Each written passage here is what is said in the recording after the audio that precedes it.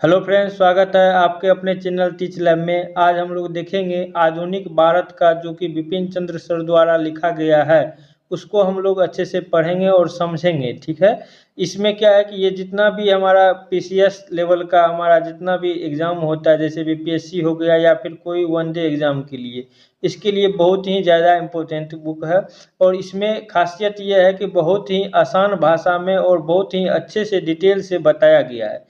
तो आप इसको अच्छे से समझें और एक बार अगर आप देख लेते हैं तो आपको पूरा का पूरा जो है सार समझ में आ जाएगा कि हमारा आधुनिक भारत में फिर कोई दिक्कत नहीं होने वाला है। तो इसको आप अंत तक जरूर देखें। अगर आप इस चैनल पे नए हैं तो चैनल को सब्सक्राइब जरूर कर लीजिएगा, ताकि आने वाला वीडियो आप तक सबसे पहले पहुंचे।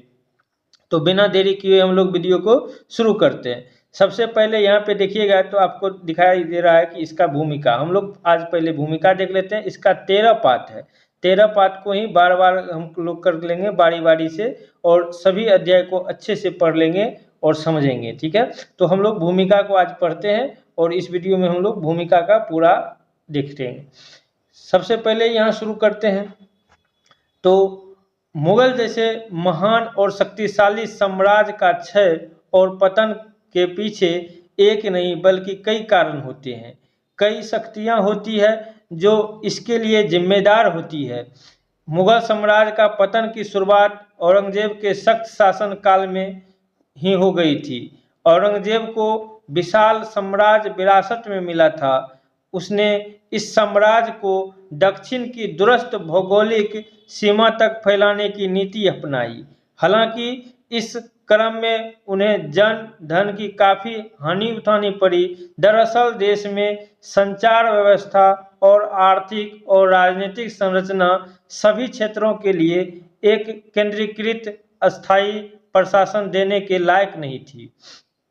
इस तरह पूरे देश को एक केंद्रीय राजनीतिक सत्ता के तहत लाने का औरंगजेब का मकसद सैद्धांतिक तौर पर भले ही उचित रहा हो, लेकिन इसे व्यवहार में लाना आसान नहीं था। औरंगजेब राज्य सत्ता के मामले में विफल था। वह मराठाओं की क्षेत्रीय स्वायत्तता की मांग मानने को तैयार नहीं था। औरंगजेब इस बात को समझ नहीं पाया कि शिवाजी और दूसरे मराठा सरदारों का आसानी से दमन नहीं किया जा सकता। इस वजह से अकबर ने राजपूत राजाओं और प्रधान के साथ गठबंधन बनाया था। औरंगजेब से भी मराठा सरदारों को मनाने की आशा की गई थी, लेकिन उसने मराठाओं का दमन करने की नीति अपनाई। मराठा के खिलाफ निरर्थक लेकिन कठोर अभियान वर्षों तक चलता रहा। इसमें उसके साम्राज्य के संसाधनों की काफी बर्बादी हुई। व्यापार और उद्योग तबाह हो गए। 25 से ज्यादा वर्षों तक उत्तर में औरंगजेब की गैर मौजूदगी और मराठाओं के दबने उनकी विफलता के कारण प्रशासन में गिरावट आई। इससे साम्राज्य की उसकी सेना की प्रतिष्ठा धूमिल हुई और महत्वपूर्ण उत्तर पश्चिम सीमाओं की उपेक्षा हुई, और प्रांतीय और स्थानीय अधिकारियों को केंद्रीय सत्ता की अवहेलना करने और आज़ादी का सपना देखने का मौका मिला। इसके बाद 18वीं सदी में उत्तर में मराठा राज्य का विस्तार से केंद्रीय सत्ता और भी कमजोर हुई। कुछ राजपूत राज्यों के साथ औरंगजेब की लड़ाई का मुगल साम्राज्य पर विपरीत असर पड़ा। राजपूत राजाओं के साथ गठजोड़ और उसके कारण मिला सैन्य समर्थन अतीत में मुगलों का ताकत का बहुत बड़ा आधार था। शुरुआती दिनों में औरंगजेब ने भी राजपूतों के साथ दोस्ती की। उसने मारवाड़ के जसवंत सिंह और आमेर के जय सिंह से काफी ऊंचा स्थान दिया, लेकिन बाद में राजपूत राजाओं की ताकत को कम करने के लिए उनकी जमीन पर उनके साम्राज्य का शासन थोपने और उनको दूरदर्शी नीति के कारण मुगल शासन के प्रति राजपूत राजाओं की वफादारी समाप्त हो गई। राजपूत राजाओं के साथ युद्ध के कारण साम्राज्य और कमजोर हुआ और अलगाववाद को बढ़ावा मिला। खासकर इसने हिंदुओं और मुसलमानों के उच्च वर्ग के बीच दीवार खड़ी करने का काम किया। सतनामी जाट और सिख विद्रोह के कारण दिल्ली के आसपास के नाजुक क्षेत्रों में औरंगजेब शासन की ताकत को चुनौती मिली। हालांकि इन विद्रोह में शामिल लोगों की संख्या बहुत अधिक नहीं थी, फिर भी अच्छा जनाधार होने के कारण इनका खासा महत्व था। किसान उनकी ताकत थे। मुगल राजस्व अधिकारियों ने इन सभी का दमन किया था। इन विद्रोह से पता चलता है कि जमींदारों, कुलीनों और राज की सामंती शोषण से किसान काफी असंतुष्ट थे। औरंगजेब की धार्मिक रूढ़िवादिता और हिंदू शासक के प्रति उनकी नीति ने मुगल साम्राज्य के अस्थायित्व को काफी नुकसान पहुंचाया। अकबर हिंदू शासक के बीच मुगल शासक अस्थायी काफी नुकसान पहुंचाया। अकबर, जहांगीर और शाहजहां के शासन काल में मुगल शासन धर्मनिरपेक्ष था। उस वक्त के लोगों की धार्मिक आस्था, रीति रिवाज, शासन में कोई दखल नहीं होता था। हिंदुओं और मुसलमानों के बीच दोस्ताना संबंध को बढ़ावा दिया जाता था और विभिन्न क्षेत्रों में धर्मों के लोगों के लिए शासन में उच्च पदों का दरवाजा खुला हुआ था। यही सब मुगल शासन के अस्थायित्व का मूल आधार था। राजपूत राजाओं के साथ मुगल के गठजोड़ में इस नीति की झलक मिलती है, लेकिन औरंगजेब ने जजिया लागू कर उत्तर के हिंदुओं में कई मंदिरों को तोड़कर और हिंदुओं के खास तरह का प्रतिबंध लगाकर इस नीति को उलट काम किया कोशिश की। उसने हिंदुओं को अलग थलग कर दिया, मुगल साम्राज्य को खंडित किया और खास करके हिंदू और उच्च वर्गों के मुसलमान के बीच खाई को चौड़ा किया। औरंगजेब ने इस तरह की धार्मिक नीति को अपने शासन के बाद के दिनों में अख्तियार किया था। औरंगजेब के उत्तराधिकारियों ने इन नीतियों को बहुत तेजी से छोड़ दिया। औरंगजेब की मृत्यु के कुछ साल के अंदर जजिया को समाप्त कर दिया गया। राजपूतों और दूसरे हिंदुओं के साथ अच्छे संबंध जल्द ही फिर से बहाल कर दिए गए। बाद के मुगल शासक के काल में अजीत सिंह राठौर की सवाई जयसिंह जैसे लोगों के शासन में काफी ऊंचा स्थान मिला। शाहू राजा और मराठा सरदारों के साथ धार्मिक आधार के बजाय राजनीतिक स्तर पर संबंध विकसित किए गए। यहाँ इस बात का ध्यान भी रखा जाने लगा चाहिए कि 18वीं सदी में राजपूत, जाट, मराठा, सिख सरदार के हिंदुओं के संरक्षण के तौर पर काम नहीं किया था। धार्मिक एकजुटता के बजाय सत्ता और धन उसके लिए ज्यादा अहम था। उन लोगों ने मुसलमानों की तरह ही हिंदुओं को अक्सर लूटा और मारा था। हकीकत में उस वक्त न तो हिंदू और न ही मुसलमान एकजुट समुदाय था। दोनों ही धार्मिक समुदायों के उच्च वर्ग के लोग शासक वर्ग में शामिल थे, जबकि समाज और बहुसंख्यक तबका किसान और काश्तकारों का था। ये किसान काश्तकार हिंदू और मुसलमान दोनों ही थे। हिंदू और मुसलमान कुलीन वर्ग के लोगों अपने राजनीतिक हितों को साधने के लिए कभी कभी प्रचार के हथियार के रूप में धर्म का इस्तेमाल करते थे, लेकिन अधिकांश समय ये लोग सत्ता, जमीन और पैसे के लिए अपने धर्म के लोगों के खिलाफ आपसी गठजोड़ बनाए रखते थे। हिंदू और मुसलमान कुलीन, जमींदारों और सूबेदारों आम लोगों का दमन और शोषण निर्ममता के साथ करते थे। दमन करते वक्त वे इस बात का परवाह नहीं करते थे कि दमन हिंदू का हो रहा है या मुसलमान का। महाराष्ट्र के राजपूताना के हिंदू किसान को उतना ही भूमि राजस्व देना पड़ता था जितना आगरा और बंगाल के अवध हिंदू और मुसलमान को देने थे। मतलब यह कि हिंदू और मुसलमान समुदाय के उच्च वर्ग के लोगों के बीच सौहार्दपूर्ण सांस्कृतिक और सामाजिक रिश्ता बना हुआ था। औरंगजेब के साम्राज्य के सामने बहुत सारी अनसुलझी समस्या छोड़ दी थी, लेकिन उनकी मृत्यु के बाद उत्तराधिकारी को लेकर लड़ाइयों के कारण स्थिति बिगड़ गई। उत्तराधिकार का कोई तय नियम न होने के कारण राजा की मृत्यु के बाद मुगल वंश में हर बार शासक की बागडोर संभालने को लेकर युद्ध छिड़ जाता था। 18वीं सदी के दौरान उत्तराधिकार को लेकर होने वाली लड़ाइयां ज्यादा तेज और विध्वंसक हो गई। इसके कारण जान माल की काफी क्षति हुई।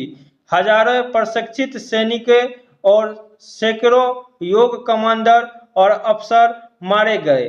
गृह युद्ध के कारण साम्राज्य के प्रशासन कमजोर हुआ। साम्राज्य की रीढ़ कुलीन वर्ग था, लेकिन यह वर्ग आपस में ही लड़ने लगा। केंद्र में अनिश्चितता और राजनीतिक अव्यवस्था का फायदा उठाकर कई सूबेदार और अधिकारियों ने अपनी स्थिति मजबूत करने, ज्यादा स्वतंत्रता हासिल करने और अपने पद को वंशानुगत बनाने की कोशिश शुरू कर दी। अगर शासन पर अधिकार योग्य, दूरदर्शी और कर्मठ शासक को मिलता तो औरंगजेब की शासन काल में की कमजोरियां और उत्तराधिकारी को लेकर हुई लड़ाइयां, हुई हानियों को दूर किया जा सकता था। लेकिन दुर्भाग्यवश बहादुर शाह के संक्षिप्त शासनकाल को छोड़कर सारे बेकार, कमजोर और विलासिता पसंद करने लोग शासक बनते गए। तानाशाही और राजतंत्रीय व्यवस्था में शासक का आचरण और व्यक्तित्व की अहम भूमिका अदा करता है, लेकिन इसके साथ ही सिर्फ इस एक कारण को ज्यादा अहमियत न दी जा सकती। औरंगजेब न तो कमजोर और न ही पतित था। वह काफी योग्य और क्षमतावान था।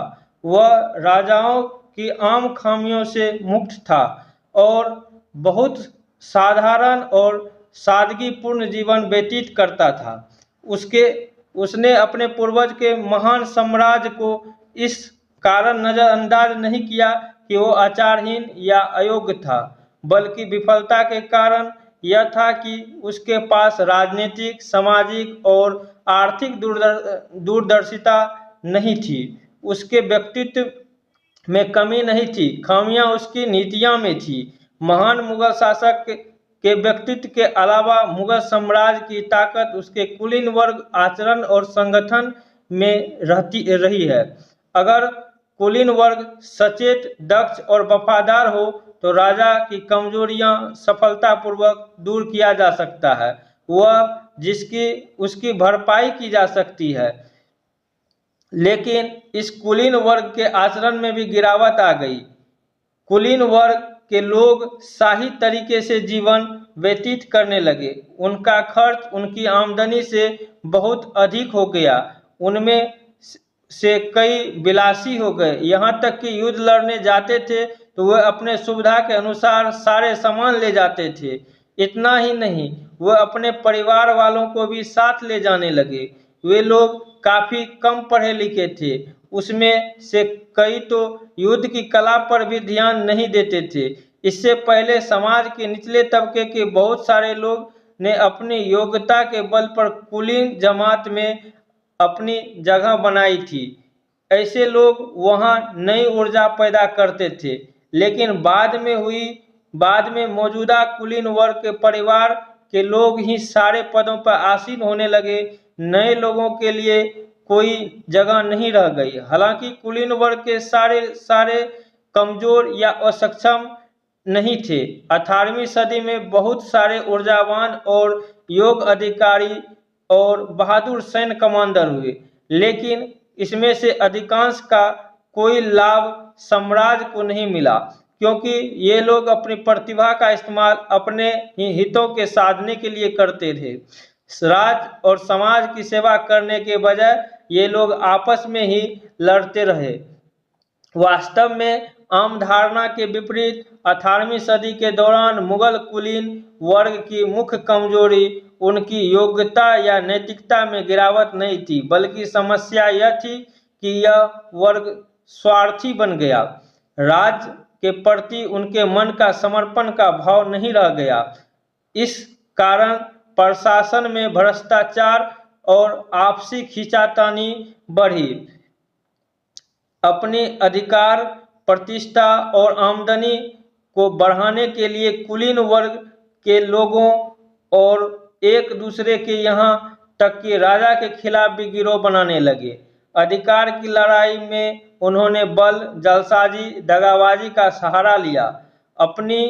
उसने आपसी लड़ाई ने साम्राज्य को बर्बाद कर दिया, सामाजिक समरसता पर असर डाला, समाज को बांट डाला और अंततः विदेशी आक्रमणकारी की राह को आसान बनाया।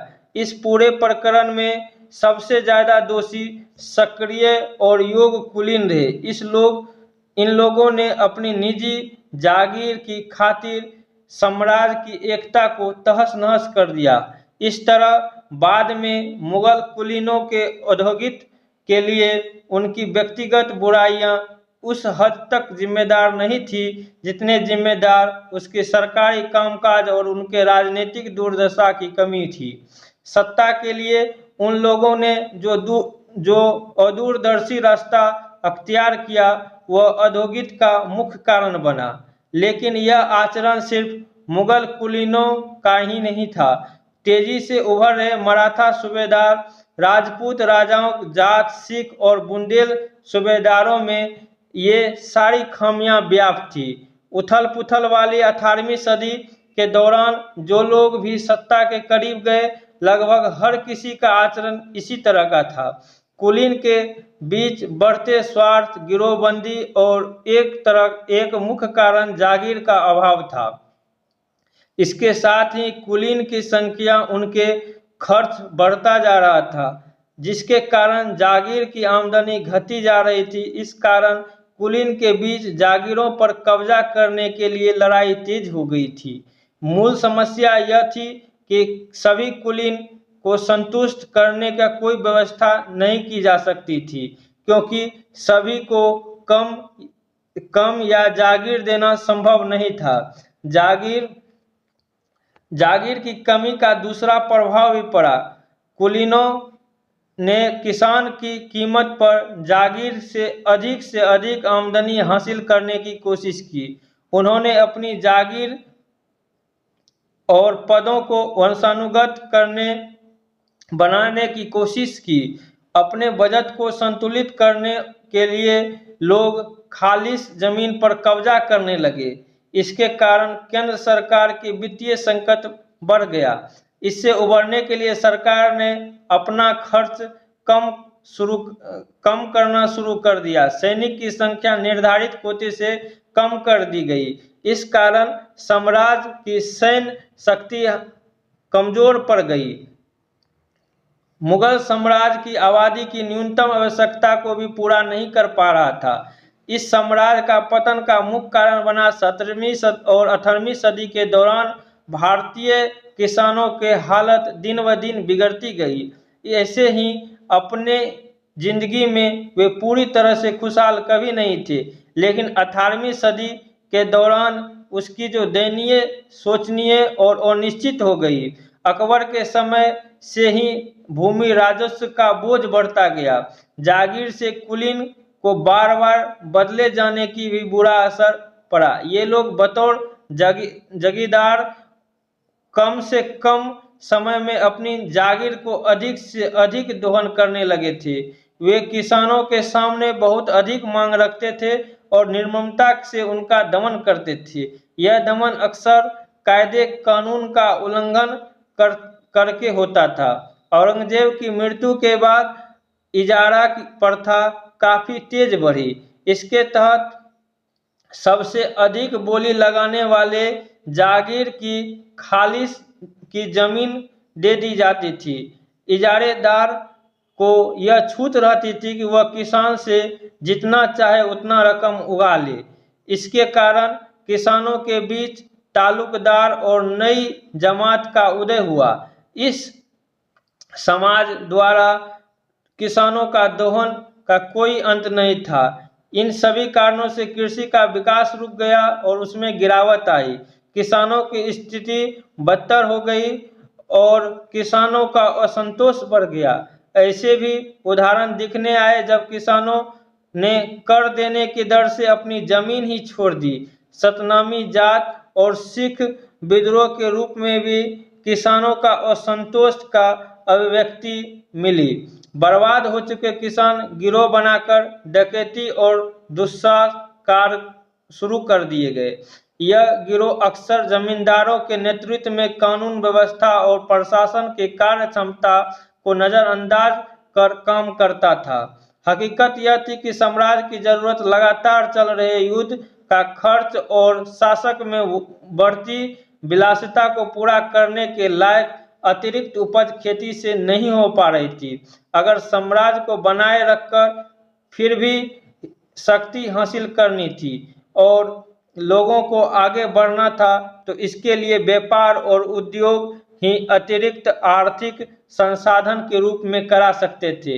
लेकिन व्यापार और उद्योग में जड़ता और स्थिति काफी साफ दिख रही थी। इसमें कोई संदेह नहीं था कि बड़े साम्राज्य की स्थापना ने व्यापार और उद्योग के नए तरीके को बढ़ावा दिया और भारत में औद्योगिक उत्पादन काफी हद तक बढ़ा। भारतीय उद्योग में उत्पाद गुणवत्ता की मात्रा दोनों ही स्तर पर उस वक्त विश्व मानक से काफी ऊपर थे। लेकिन विज्ञान और तकनीक के क्षेत्रों में भारत उद्योग का कोई विकास नहीं हो रहा था, जबकि उस वक्त यूरोप इस स्तर पर काफी विकास हो चुका था। इस तरह संचार की खराब स्थिति को अपने आप से संतुष्ट हो जाने की ग्रामीण अर्थव्यवस्था की प्रकृति का भी व्यापार के विकास पर बुरा असर पड़ा। इसके अलावे धन और सरकारी राजस्व के स्रोत पर रूप में जमीन पर ज्यादा जोर दिए जाने के कारण विदेशी व्यापार और नौसेना के उपेक्षा हुई। संभवतः बढ़िया से बढ़िया राजा और कुलीन भी इस स्थिति को नहीं बदल सकते थे।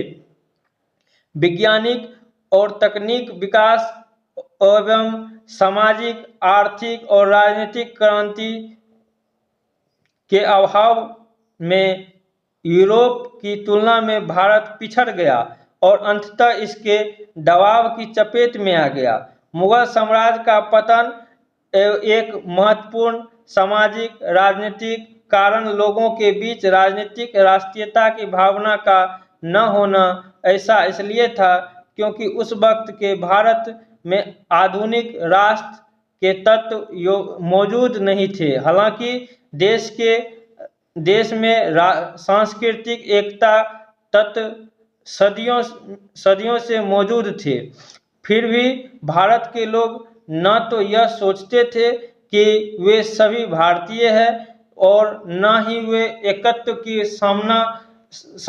समान हित की भावना के प्रति जागरूक थे। उसके सामने देश के लिए जीने मरने की आदर्श नहीं था। इसके विपरीत लोग की निष्ठा व्यक्ति, कुल, जाति और धार्मिक संप्रदाय के प्रति थी। दरअसल देश के किसी वर्ग या समूह की अभिरुचि देश की एकता या साम्राज्य के बनाए रखने की नहीं थी। जो एकता दिखती थी वह ऊपर से सख्त शासक के थोपी गई एकता थी। किसान की निष्ठा उनके गांव और जाति तक सीमित थी। साम्राज्य की राजनीति से उसका कोई लेना देना नहीं था। साम्राज्य के हित में ही उनका हित है, ऐसी भावना भी उनके अंदर नहीं थी। उनका मानना था कि साम्राज्य से उसका बहुत थोड़ा रिश्ता है और यहाँ तक कि विदेशी आक्रमण से इसे बचना भी उनकी चिंता का विषय नहीं है। यहाँ जहाँ कहीं भी केंद्रीय सत्ता थोड़ी कमजोर दिखती थी, वह जमींदार विद्रोह करने पे उतारू थे। वे अधिकार और स्वतंत्रता के कम करने वाले मजबूत केंद्रीकृत राज्य के खिलाफ थे। कुलीन लोग राजवंश के प्रति पूरी तरह से वफादार थे, लेकिन इस तरह की वफादारी का आधार उसे राजवंश से मिला उच्च पद का अधिकार था। राजवंश का पतन के साथ ही कुलीन लोग ने राज के प्रति वफादारी की तुलना अपने हितों की आकांक्षाओं को महत्व दिया और स्वतंत्र जागीर बनाकर साम्राज्य की एकता पर ही हल्ला बोल दिया। यहाँ तक कि साम्राज्य के खिलाफ बगावत करने वाले मराठा जाट और राजपूत जैसे लोग भी क्षेत्रीय, जातीय तथा व्यक्तिगत आधार के मजबूत करने लगे हुए थे। एक राष्ट्र के रूप में भारत या इसकी एकता के लिए लड़ने की चाहत उसके अंदर नहीं थी।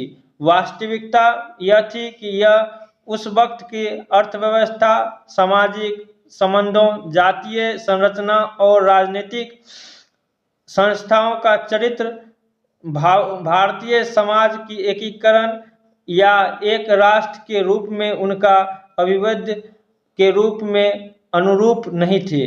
अगर प्रशासन और सेना की ताकत कमजोर नहीं होती तो मुगल साम्राज्य आगे भी बहुत दिनों तक कायम रह सकता था, लेकिन 18वीं सदी के दौरान इसके प्रशासनिक क्षमता में तेजी से गिरावट आई। देश के कई हिस्सों की प्रशासन की अपेक्षा हुई और कानून व्यवस्था भंग हो गई। उपद्रवी जमींदार ने खुलकर केंद्रीय शासन की मुखालत की, यहाँ तक कि रॉयल कैंप और मुगल सेना को भी रास्ते में लूट लिया जाता था। सरकार के सभी स्तरों पर भ्रष्टाचार और रिश्वतखोरी, अनुशासनहीनता और अक्षमता, अवज्ञा और वफादारी बड़े पैमाने पर व्याप्त हो चुकी थी हो गई। केंद्रीय सरकार तो एक तरह से दिवालियेपन के कगार पर पहुंच गई। संचित धन खत्म हो गए और एक साथ ही आय के स्रोत में सिमट गए। कई प्रांत केंद्र के राजस्व अदा नहीं कर पा रहे थे। राजा द्वारा अपने पसंदीदा कुलीनों को लगातार जागीर दिए जाने के कारण खालिश जमीन के क्षेत्र कम होता गया। बगावती जमींदार के राजस्व चुकाना बंद कर दिया। अंततः साम्राज्य की सेना पर इसका बुरा असर पड़ा। 18वीं सदी के दौरान मुगल सेना अनुशासन और लड़ने का हौसला नहीं रह गया था। धन की कमी के कारण बड़ी सेना को बनाए रखना संभव नहीं था।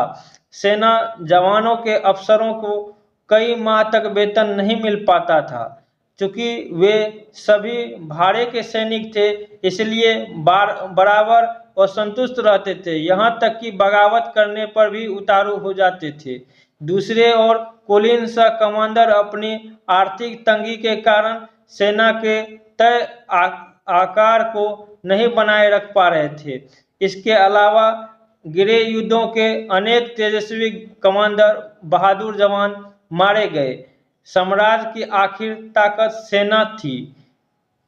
मुगल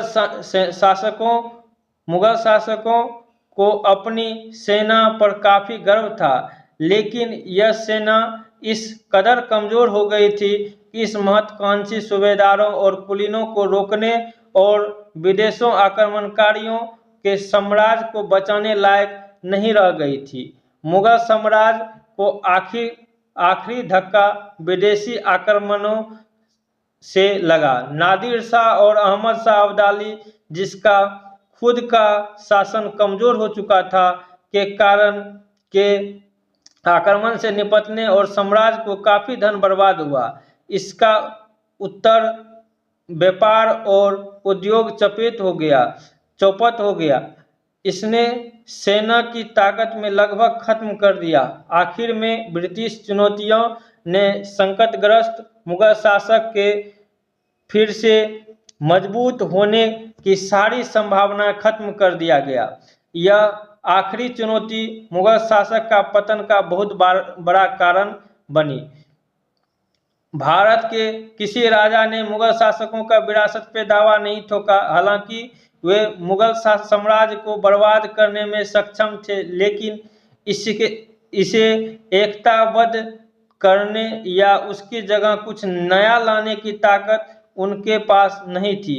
वे पश्चिम के नए दुश्मन का मुकाबला करने लायक नई सामाजिक व्यवस्था नहीं बना सकते थे। वे सभी मुगल शासक की बनाई सामाजिक व्यवस्था के ही अंग थे। उसमें वे सारी कमजोरियां थी जिन कमजोरियां के कारण मुगल साम्राज्य का पतन हुआ। दूसरी ओर भारत के दरवाजे पर दस्तक दे रहे यूरोपीय लोग ऐसे समाज और आने का लाभ प्राप्त था जिसने बेहतर आर्थिक व्यवस्था सुनाई थी। यह समाज विज्ञान और तकनीक के मामले में भी विकसित था। मुगल साम्राज्य का पतन की विडंबना यह थी कि इसके बागडोर ऐसी विदेशी सत्ता के हाथों में आ गई थी जिससे अपने हित में सदियों पुराने सामाजिक, आर्थिक, राजनीतिक संरचना को ध्वस्त कर इसकी जगह उपनिवेशिक संरचना को खड़ा किया। इसके बाद भारतीय समाज की एकजुटता टूटी, बदलाव की नई शक्तियां उभर कर सामने आई। चूंकि यह प्रक्रिया उपनिवेशिक संसर्ग में शुरू हुई थी, इस कारण आर्थिक, राजनीतिक और सामाजिक पिछड़ेपन के साथ साथ बदहाली और राष्ट्रीय अधोपतन का दौर भी शुरू हुआ। लेकिन बदलाव की इस ताकतों को आधुनिक भारत की गतिशीलता प्रदान की गई। अब यहाँ हमारा जो है भूमिका चैप्टर खत्म हुआ। अगले बार हम इसका अध्याय 1 देखेंगे। इस तरह से 13 अध्याय है। आपको यह वीडियो कैसा लगा आप कमेंट सेक्शन में ज़रूर बताइएगा। मिलते हैं अगले वीडियो में, तब तक के लिए धन्यवाद।